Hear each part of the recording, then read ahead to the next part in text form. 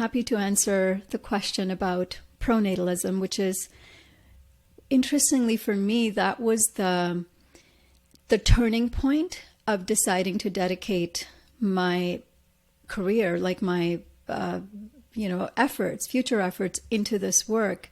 Is I've been interested in overpopulation for over a decade, and my partner and I chose 12 years ago to not have children because of because of overpopulation, especially because we live in an industrialized country where the footprint of a person is quite high. But then I became really interested in what the phenomenon that started occurring after we decided not to have kids, which was all of these questions and pressures about the stigma around people choosing not to have children or creating different families that aren't biological families. And so as I started to dig deeper, I found that there's a name for this phenomenon, the social and institutional pressures and bias towards having children. And because reproduction is such an important aspect for human survival as a species, pronatalism, which is the collection of these pressures, it emerged at a time when our human numbers were relatively small. But to put it into really, simple language, it's a set of pressures and mechanisms put into place to make sure people have children. Right. And now it's become so embedded in our culture that it's widely believed that reproduction is not only normal, but it's natural, and that parenthood and raising children should be the central focus of every person's adult life.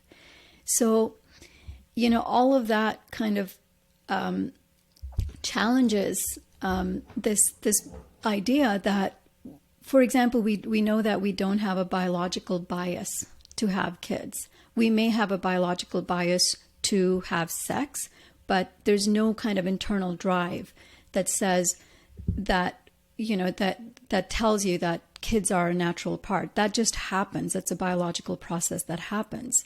But there's much more of a social bias. And that social bias is so strong that we're made to believe that our desire to procreate is both natural and universal. And that's interesting, if I can stop you there, because even just from an evolutionary standpoint, from how the way the brain changes for men and women when they have children, or the desire to have sex, and would, before we created things like contraception, made sense that there's a to B line that sexual desire is for us to reproduce. Not to mention there's an interesting theory that human beings are just hosts for the genes, and the genes themselves are the ones that are trying to replicate and evolve and move on, and so they're just doing that through us. I thought that was super interesting, but there are a lot of checks that we could say make sense that there is an evolutionary bias for us to want to procreate, and that if we're choosing to stay child-free, that might be another even step in our evolution from our, the whole prefrontal cortex, the planning brain, the conscious brain, that can work against some of our pre-programmed software. So it's interesting that you're taking the side that perhaps it's not even biological, whereas I would say we've evolved to a point that now we can choose, that we're not being led by the less evolved lizard brain to do these things, that now we can have a choice to say, no, I don't want to be a parent, and I'm gonna make this decision. So what do you think about that? Yeah, I think what you're pointing to is, both true and important to point to is there's an evolutionary bias to it. But what I'm pointing to is maybe the desire to procreate is not, you cannot say that it's universal. And when it's not universal, you cannot say that it's there. if not everybody has it, then it's not, you cannot say it's natural. And the reason we know that is because if you even look at the fluctuating birth rates over time and space, in all of the different countries, indicates that the urge to procreate, whether when people are given the choice to control fertility, they're more empowered, liberated, and given many other options to find fulfillment or joy in their lives, then some will choose to have children because it can be and is a very meaningful path. Parenthood can be, and some will choose not to. But the fact that if it were truly this biologically derived desire, then people would continue to have children until they couldn't. So even the fact that we try some level of control in terms of controlling our fertility, and people have done it for millennia, even before birth control was available, all sorts of things people were trying to control their fertility through, herbs or abstinence or lots of different ways. That the fact that more and more people are choosing to not have children, but then also, there are so many stories of, and this is not anecdotal, this is, research based, is the number of people who have children who were not equipped to become parents, who don't have what we call a nurturing drive to be parents, who turn to abuse and neglect, or regret having children. So that's why I'm talking more about the psychological desire rather than ability, which is much more of a biological process, which nature has made it so that once you have sex, that process will happen more automatically.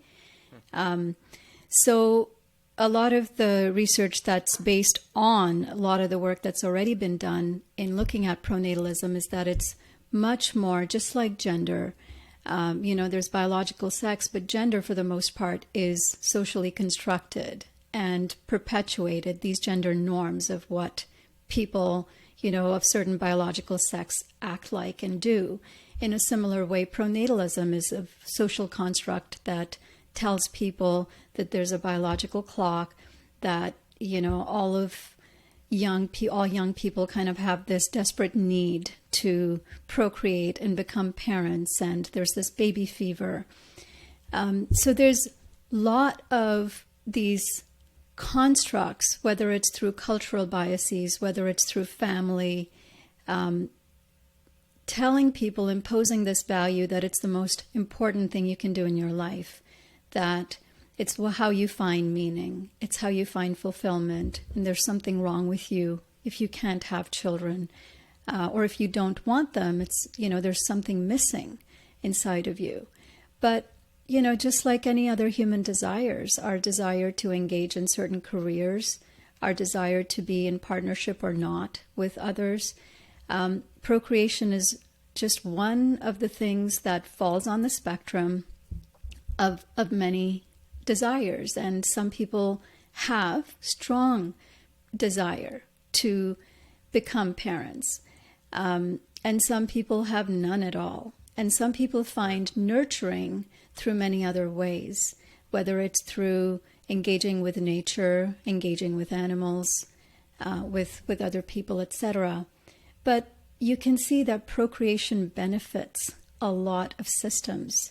Religious institutions want to gain more followers, so there's a lot of, myths and stigma and pressures to go forth and multiply. And, it's sinful if you get married and don't reproduce. Why did you get married?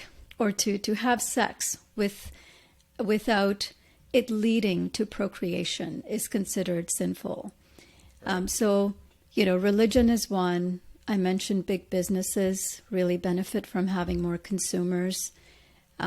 Politicians benefit from having more taxpayers. And you can see a lot of baby bust alarmism kind of going on in a lot of industrialized countries right now, where politicians are panicking that women aren't having enough babies and our fertility rate is declining. What can we do to pay women to have more children? It's kind of becoming this transactional thing, Right. where, politicians are even talking about how can you make policies sound more feminist friendly or family friendly so that they don't seem like what they actually are, which is transactional bribes to have people create more people. So there's lots of examples in culture. Also, there's family pressures to kind of maintain your genealogical legacy, to kind of, like you were saying, to have your genes carry forward, your name carry forward. But if you look at maybe the broader picture of what pronatalism does in its worst form, is it depends on the subjugation of personal and reproductive autonomy, in order to grow the population. And right now, if you look at where population growth is happening the fastest, is in places where girls and women have the lowest degree of personal and reproductive autonomy, where they're living in really strong patriarchal societies, where their partners, husbands, in-laws, families control, whether or not women can use contraceptives, whether they can control how many children they have. And if women are unable to or unwilling to have children, there are lots of social punishments in place. It could be divorce, it could be stigmatization, it could be violence or coercion, in order to, have kids. And so it shows up in subtle and tacit ways, and it shows up in much more coercive kind of ways. In kind of like what we're seeing with, the